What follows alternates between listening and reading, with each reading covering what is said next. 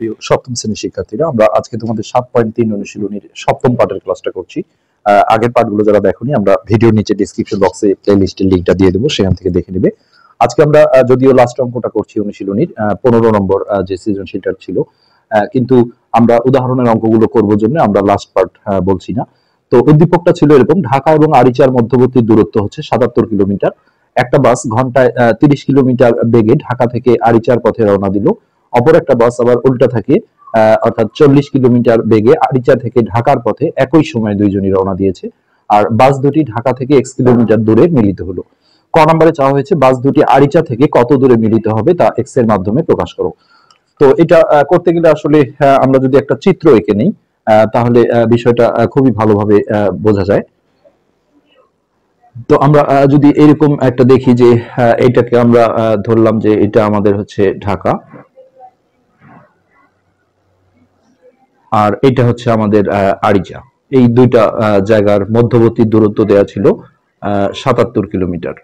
তো ঢাকা থেকে এই আরিচার দূরত্ব হলো 77 কিলোমিটার। এই টোটাল ডিস্টেন্সটা হচ্ছে আমাদের 77 কিমি। তো এটা আমরা এইভাবে, আসলে চিত্র এখানে চাওয়া হয়নি, চিত্রটা আঁকলে তোমরা নিজেই বুঝতে খুব সুবিধা হবে। এই টোটাল ডিস্টেন্সটা হলো 77 কিলোমিটার। এখন আমরা দেখি যে এখানে একটা কথা বলা হয়েছে যে একটা বাস হচ্ছে 30 কিলোমিটার বেগে ঢাকা থেকে আরিচার দিকে রওনা দিল। তো স্পিডটা যেহেতু একটু কম, তাহলে এই ঢাকা থেকে আরিচার দিকে একটু আমরা ধরলাম যে কম দূরত্ব গেল।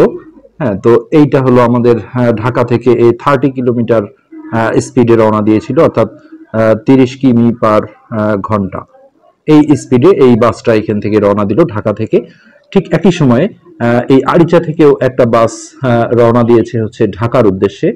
তো এই জায়গায় এসে দুটা বাস কিন্তু মিট করলো, আমরা ধরে নিলাম যে মিলিত হলো।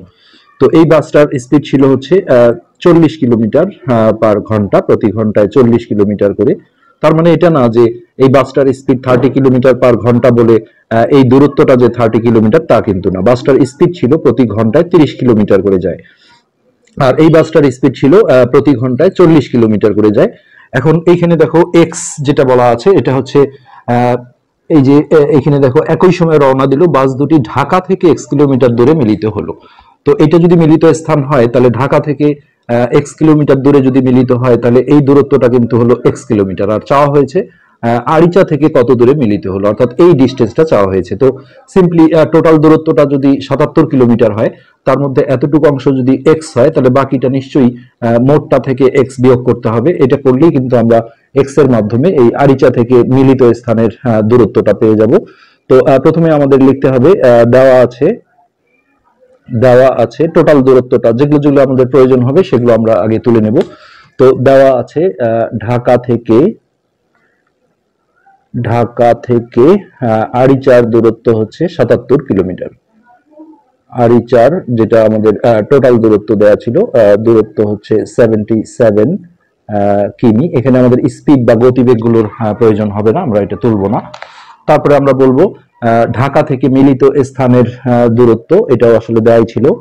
ঢাকা থেকে মিলিত স্থানের দূরত্ব হচ্ছে x কিলোমিটার। মিলিত স্থানের দূরত্ব সমান হচ্ছে x কিলোমিটার। আর চাওয়া হয়েছে যেটা, সেটা হচ্ছে আরিচা থেকে মিলিত স্থানের দূরত্ব। অতএব আরিচা থেকে, আসলে হিসেবে এক লাইনেই হয়ে যায়, তারপরে জিনিসগুলো তোলা উচিত। আরিচা থেকে যেহেতু 2 নম্বর থাকে, তোমরা তো আর চিত্রটা আসলে তোমরা দিবে না, যাই হোক চিত্রটা আমরা বোঝার জন্য দিয়েছি। আরিচা থেকে মিলিত স্থানের দূরত্ব, এটা হবে টোটাল দূরত্ব ছিল 77, এই 77 থেকে আমাকে এক্স মাইনাস করতে হবে। হ্যাঁ, এটা কিন্তু এক্স এর মাধ্যমেই অ্যান্সারটা হয়ে যাবে। এটাই আমাদের ক নম্বরের উত্তর। আর খ নম্বরে আসলে পুরোপুরি আমাদের উপর ছেড়ে দেওয়া হয়েছে। এখানে এক্স এর মান চাওয়া হয়েছে, তার মানে সমীকরণ গঠন করতে হবে আমাদের। তো এই সমীকরণ গঠন করতে গেলে যেটা করতে হয়, যে দুইটা বাস আসলে একই সময় যেহেতু রওনা দিয়েছিল, এও যে সময় রওনা দিয়েছে এও সেই সময়, তাহলে এই এর স্পিড কম জন্য হয়তো একটু কম দূরত্ব যাবে, আর স্পিড বেশি জন্য একটু বেশি দূরত্ব আসবে, কিন্তু দুইজনেরই মাঝখানের যে সময়টা, সেই সময়টা কিন্তু একই। অর্থাৎ আমরা এখন যেটা বের করব, এই ঢাকা থেকে ছাড়া বাসটি বা প্রথম বাস তোমরা লিখতে পারো, ঢাকা থেকে ছাড়া বাসটি তো এটা আমরা উপরে হেডিংটা দিয়ে শুরু করি। তো এই বাসটা দেখো স্পিড হলো 30 কিলোমিটার, অর্থাৎ 30 কিলোমিটার যায় 1 ঘন্টায়। যেহেতু আমরা সময়টা বের করবো, এই জন্য সময়টা আমরা ডানে ফেলছি। তো এইভাবে আমরা লাইনটা সাজাই যে 30 কিলোমিটার যায় যায় হচ্ছে 1 ঘন্টায়। তো এখানে এই বাসটা দেখো এক্স কিলোমিটার যেহেতু গিয়েছিল, তাহলে এক্স কিলোমিটার যেতে তার কত সময় লাগে আমরা সেটা বের করব। তার আগে প্রথমে আমাদের একে বের করতে হবে। তো 1 কিলোমিটার যেতে লাগে 1/30 ঘন্টা। আর এখানে আমরা এক্স কিলোমিটার বের করলে এক্সটা উপরে চলে যাবে, অর্থাৎ 1 গুণন x/30। তো এক্স আর 1 গুণ করলে এটা আসলে এক্সই থাকবে, তো এটা x/30 ঘন্টা আমাদের হয়ে গেল। এবার আমরা এই বাসটার যখন হিসাব করব, এই দূরত্বটা কিন্তু আমরা এখানে কয় বের করে নিয়েছি, যেটা 77 - x। হ্যাঁ, তো আমাদের সেটাও একটু প্রয়োজন হবে। এখানে আমরা একটু আগে তুলে নিই যে ক হতে আরিচা থেকে মিলিত স্থানের দূরত্ব। আরিচা থেকে, এটা ছিল আমাদের মিলিত স্থান, থেকে মিলিত স্থানের দূরত্ব, এটা ছিল আমাদের হচ্ছে 77 - x কিলোমিটার, যেটা আমরা কয়ে বের করে রেখেছিলাম। তো এই বাসটা আসলে এই এই দূরত্বই গিয়েছে, হচ্ছে যে আরিচা থেকে ছাড়া বাসটা। হ্যাঁ, তো এইখানে আমরা এখন উপরে হেডিং দিই যে আরিচা থেকে, অথবা দ্বিতীয় বাস লিখলেও হবে, আরিচা থেকে ছাড়া বাসটি। এরও আমরা টাইম বের করব, অর্থাৎ সময়টাকে আমরা ডানে ফেলবো। তাহলে এটার ক্ষেত্রে আমরা বলবো 40 কিলোমিটার যায় 1 ঘন্টায়। 40 কিলোমিটার যায় 1 ঘন্টায়। তো এইখান থেকে আমরা প্রথমে 1 কিলোমিটার বের করব। 1 কিলোমিটার হবে 1/40। আর এই বাসটা গিয়েছে হচ্ছে 77 - x, এটা আমরা ব্র্যাকেটে রাখবো। তো এটা উপরে চলে যাবে 1 × 77 - x/40 ঘন্টা। তো এখানে উপরের 1 এর কোনো ভ্যালু নেই, সো এটা যেটা হবে উপরে যেটা থাকলো 77 - x/40 ঘন্টা। তো এক্ষেত্রে আমরা দেখো এই সমীকরণে যেটা করব এখন, এই দুইটা যে সময় আমরা বের করলাম, এই দুইটা সময় কিন্তু সমান হবে।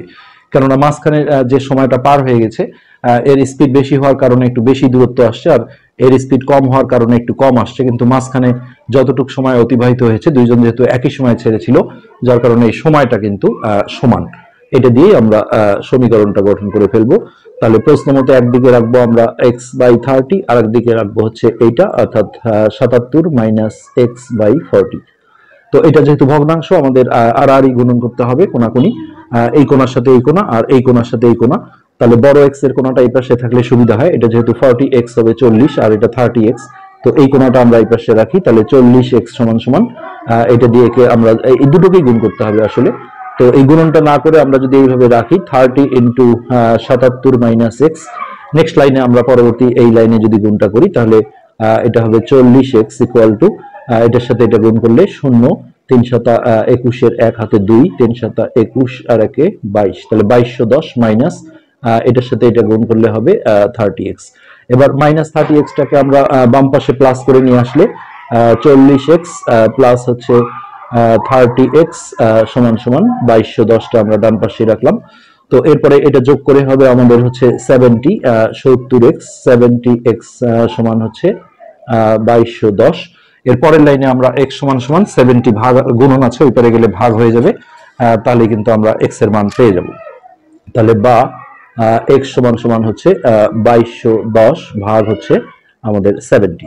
তো এটা আমরা প্রথমে যদি 10 দিয়ে কাটাকাটি করি, তাহলে এটা হবে 7, আর এটা হবে 2 2 1, আর 7 দিয়ে যদি ডাইরেক্ট কাটি 3 × 21 22, 3 × 21 22, এটা বোধহয় কোনো ভুল হলো, 2210 ছিল, 2210। হ্যাঁ, তো শূন্যটা গেল, তাহলে আমরা 7 দিয়ে কাটলাম, 3 × 21, আমরা দুঃখিত, আসলে এখানে গুণনটা ভুল ছিল আমাদের। এই শূন্যটা বসিয়ে 3 × 21 এর 1 হাতে 2, 3 × 21 22 23, এটা 2310 হবে। আমরা এটা ঠিক করে নিচ্ছি, 2310। তো নেক্সট লাইনে এটা এখন কাটাকাটি হয়ে যাবে, সমস্যা না, আমরা এই জায়গাটা কেটে দিই। তাহলে বা x = হচ্ছে আমাদের 2310 ভাগ হলো 70। তো প্রথমে আমরা 10 দিয়ে কেটে দিলাম, তাহলে নিচে হলো 7, আর উপরে শূন্যটা ক্যান্সেল হয়ে যাবে। নেক্সট 7 দিয়ে একবারই চলে যাবে, 3 × 21 22 23 33। আমরা ভাগ করে দেখি একটু, 7 দিয়ে হচ্ছে 231, তাহলে প্রথমে 3 বার গেল, 3 সাতা 21, 2 1 আবারও 3 বার গেল, 3 সাতা 21, অর্থাৎ x এর মান আমরা পাচ্ছি হচ্ছে 33। তো এখানে বলা হয়েছে x এর মান নির্ণয় করো। আমরা এখানে আর কোনো কিছু লিখবো না যে x টা কি, সরাসরি x সমান এত। তো এরপরে আমরা গ নম্বরে আসছি। এখানে চাওয়া হয়েছে গন্তব্য স্থানে পৌঁছাতে কোন বাসের কত সময় লাগবে। তো গ নম্বরে যে বিষয়টা, এখানে দুটো বাসেরই কিন্তু আসলে গন্তব্য হচ্ছে 77 কিলোমিটার। কেননা এই বাসটা যে ঢাকা থেকে ছেড়েছিল তার উদ্দেশ্য ছিল আরিচায় যাওয়া, টোটাল দূরত্ব 77। আর এই বাসটা যে আরিচা থেকে ছেড়েছিল তার উদ্দেশ্য ঢাকায় যাওয়া, অর্থাৎ 77 কিলোমিটার। আর মাঝে কিছু মিলিত স্থান এসেছিল যেটা ক্ষয়ের জন্য আসলে প্রযোজ্য ছিল। তো সেক্ষেত্রে আমাদের এখন যেটা বের করতে হবে যে ঢাকা থেকে ছাড়া বাসটি, ঢাকা থেকে আমরা ক্ষয়ে ঠিক যেভাবে আসলে এক্স এর মাধ্যমে সময়গুলো বের করেছিলাম, এখন আসলে এক্স এর মাধ্যমে আর আসবে না। হ্যাঁ, ঢাকা থেকে ছাড়া বাসটি, কেননা টোটাল দূরত্ব যেহেতু 77 কিলোমিটার, এখানে আর কোনো সমস্যা নেই। তো ঢাকা থেকে যে বাসটা ছেড়েছিল তার স্পিড ছিল 30 কিলোমিটার পার ঘন্টা। তাহলে এই বাসটা আমরা এইভাবে বলি, আমরা সময় বের করব, সময়টাকে ডানে ফেলবো।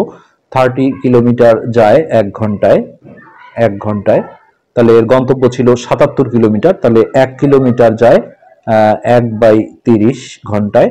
আর এখানে আমরা 77 কিলোমিটার বের করব, 77টা আমরা উপরে দেব। তাহলে 1 গুণন 77/30। তো এটাই কোনো কাটাকাটি নেই।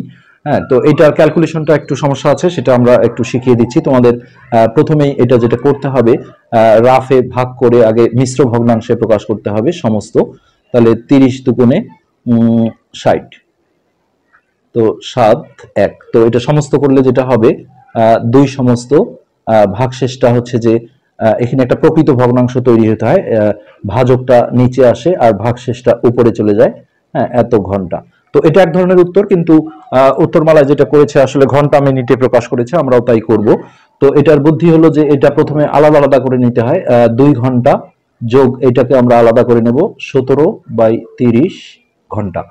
তো এটা যেহেতু ফ্র্যাকশন হয়েছে, এটা পরিপূর্ণ ঘন্টায় আসেনি, তো এটাকে আমরা এখন মিনিট বানাবো, 60 দিয়ে গুণ দিলে মিনিট হয়ে যাবে। তাহলে 2 ঘন্টা যোগ এটা হলো 17/30, তাকে আমরা যদি 60 দিয়ে গুণ দিই তাহলে এটা মিনিট হয়ে গেল।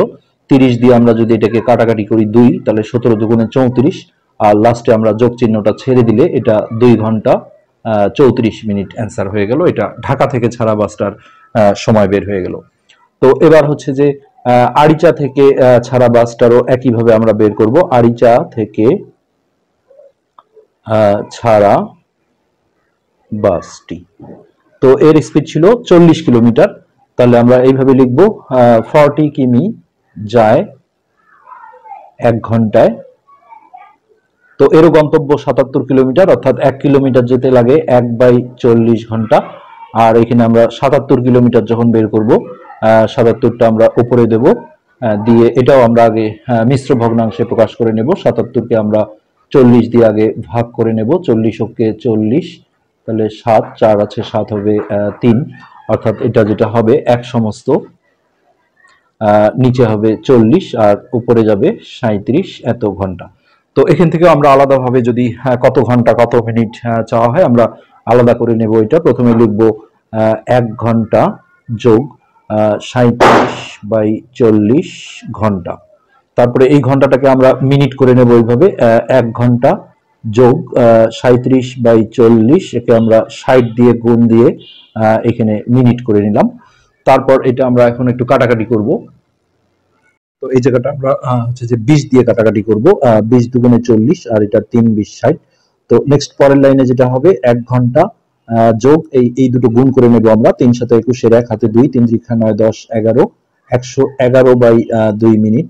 তো এটা আবারও যেহেতু ভগ্নাংশ আছে, এটা আবারও রাফে আমরা ভাগ করে মিশ্র ভগ্নাংশে প্রকাশ করব। 2 দিয়ে আমরা 111কে ভাগ দিলাম, তাহলে 5 দুগুণে 10 1 1, আবারও 5 দুগুণে 10।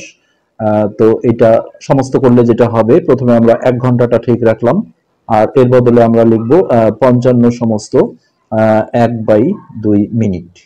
তো এই মিনিটকে এবার আমরা সেকেন্ড করব 60 দিয়ে গুণ দিয়ে। তো 1 ঘন্টা যোগ এখানে 55 মিনিটটা আমরা আলাদা করে নিলাম।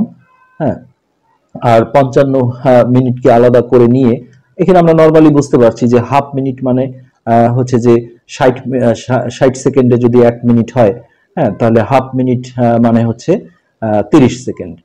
আর আমরা যদি এইভাবে করতে যেতাম তাহলে সরাসরি আমরা লিখে দিলেও পারবো। এখানে যোগ আমরা 30 সেকেন্ড লিখে দিই, আর নেক্সট লাইনে প্লাস চিহ্নগুলো ছেড়ে দিলেই তাহলে 1 ঘন্টা 55 মিনিট, তার সাথে থাকলো 30 সেকেন্ড। এই দুটোই হলো আমাদের গ নাম্বারের অ্যান্সার। তো এই ক্যালকুলেশনটা আশা করি তোমরা বুঝতে পেরেছো। এইভাবে এই ক্যালকুলেশনটা করতে হয়। তার আমরা ফিনিশিং অ্যান্সারটা তোমরা এইভাবে লিখবে যে প্রথম বাসটার সময় লাগে 2 ঘন্টা 34 মিনিট, আর দ্বিতীয় বাসটার সময় লাগে 1 ঘন্টা 55 মিনিট 30 সেকেন্ড। তো এটি ছিল মূলত আমাদের আজকের পার্ট। ধন্যবাদ।